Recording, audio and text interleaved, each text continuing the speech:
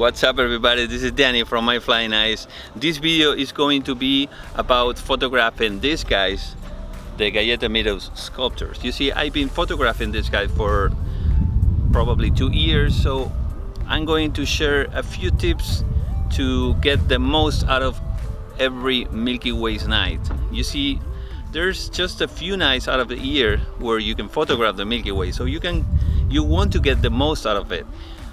In order to do that, my advice is to come early during daylight so you can do a little bit of exploration of the sculptures.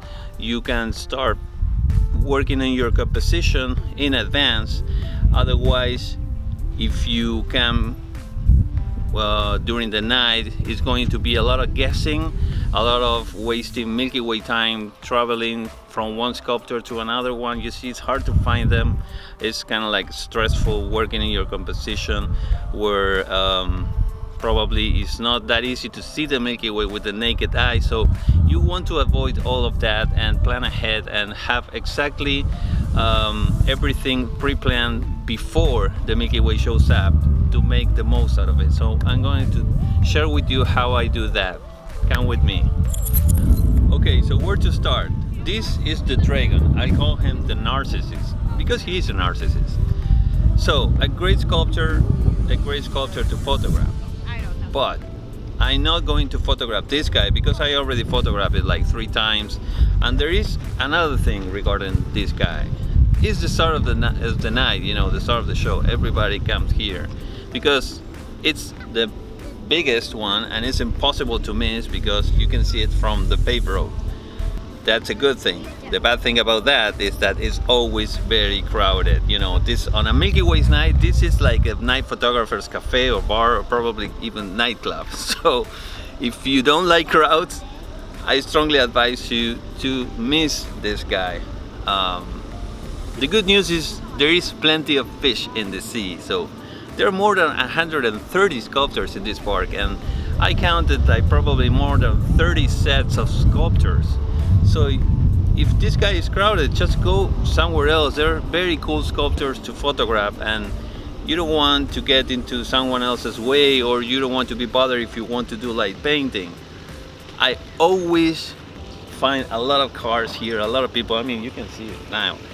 But then I go everywhere on the park and all the sculptures are empty.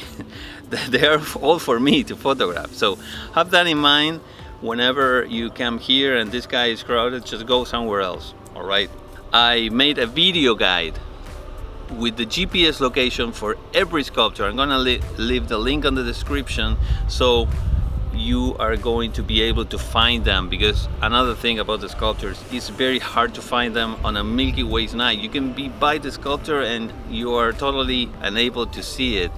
You know, it takes a while for your eyes to adapt to the total darkness, so it is very hard to find them. So it's very good to have the GPS location for every sculpture. So I made that. I also made a Google Earth project. If you have Google Earth, also I pinned all of them. Some of them they were already pinned, but the location was not accurate, so I did that for you guys. Okay, let's move for my first location for tonight.